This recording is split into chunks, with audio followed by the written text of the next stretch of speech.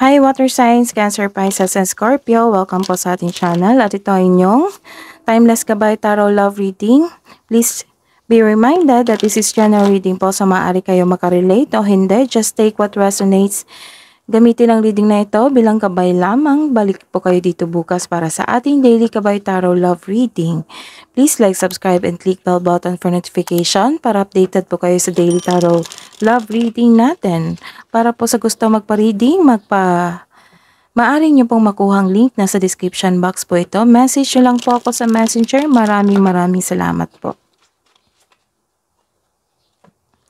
Spirits guys, ano po ang mensahe niyo po para po sa mga single na Cancer, Pisces, and Scorpio?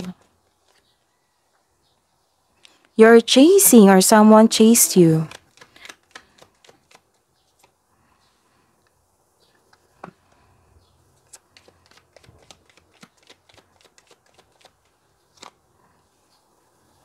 Ooh, you're taking risk. Paiba-iba yung mood mo dito eh.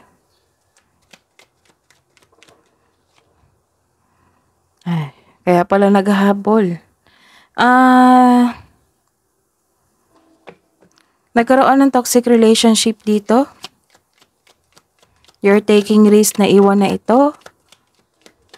And naghahabol po siya sa inyo. Sa mga may relasyon po na Cancer, Pisces, and Scorpio, mensahe niya po, Spirits Guide. Nagkaroon ng agreement.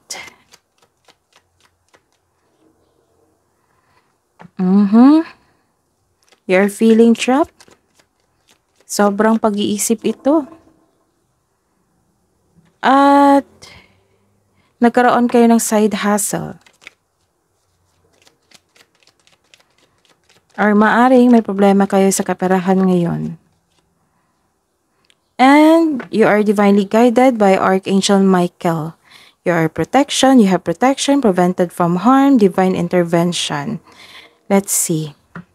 Spirits Guide, clarification po para sa mga single na Cancer, Pisces, Scorpio. Para sa 4 cards nila ngayon of Bounty Hunter, Roller Coaster, Nightlife, and Poison. Clarification po of this card.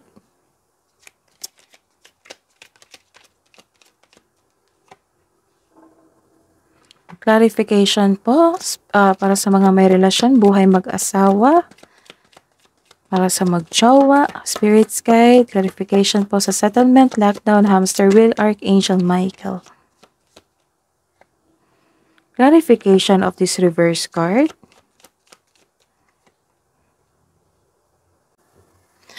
Mag-ingat sa taong ito kasi matalino itong tao ito eh. Or ayaw niya magkaroon ng rejection sa buhay niya. Nakikita ko dito matalino siya. Magaling ito magsalita. So mag-ingat talaga kasi habol-habol ka niya. Ayaw niya ng rejection. Hindi sa ayaw niya yung mawala ka sa buhay niya or basta ayaw po niya ng rejection.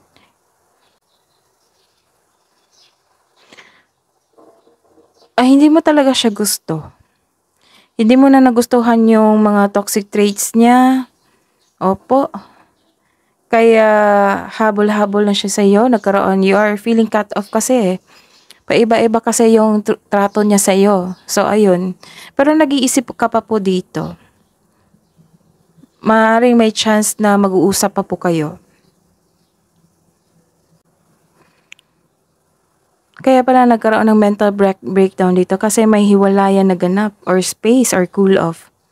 May pagkabigo sa plano, may maling plano, maaari ring delay sa inaantay mo na kaperahan. You're ready to move on pero may blockages or you don't feel you are deserving of success. Sa mga may relasyon, may mararamdaman kang pagtaas o muling pag-iibigan na posibleng humantong sa iyo ng pagsimula ng isang pamilya o papalawak na iyong kasalukuyang pamilya. So nagkaroon kayo ng agreement dito.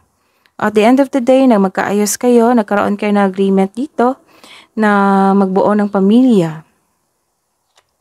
Hidden truth, anong iniisip mo? Anong iniisip niya? I don't react when people mention you. Para sa mga single yan. I want you sa mga may relasyon.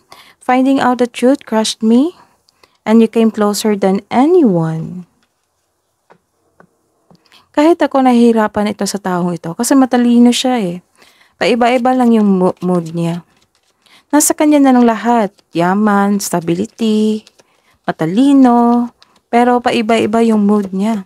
So, kailangan niyo talagang mag-isip ng mabuti para sa mga single dyan. Sa mga single, step out of your comfort zone and try something new and take time to your family and friends.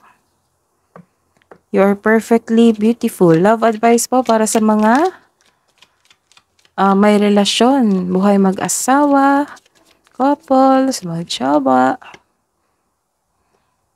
Rejoice. Embrace your loving connection and rejoice. So, naging masaya kayo. Kasi may commitment dito. Kasi agreement, commitment, commitment. So, this is a clarification na may proposal na magaganap. Decided na yung partner nyo na magbuo na kayo ng pamilya. Love advice po sa mga single. Don't make decisions based on guilt or what you think you should do, for it is only being true to yourself that you can be true to the others. So, wag mo daw tanggapin yung tao based sa inyong guilt. Dapat maging totoo po kayo sa inyong nararamdaman para sa mga single dyan.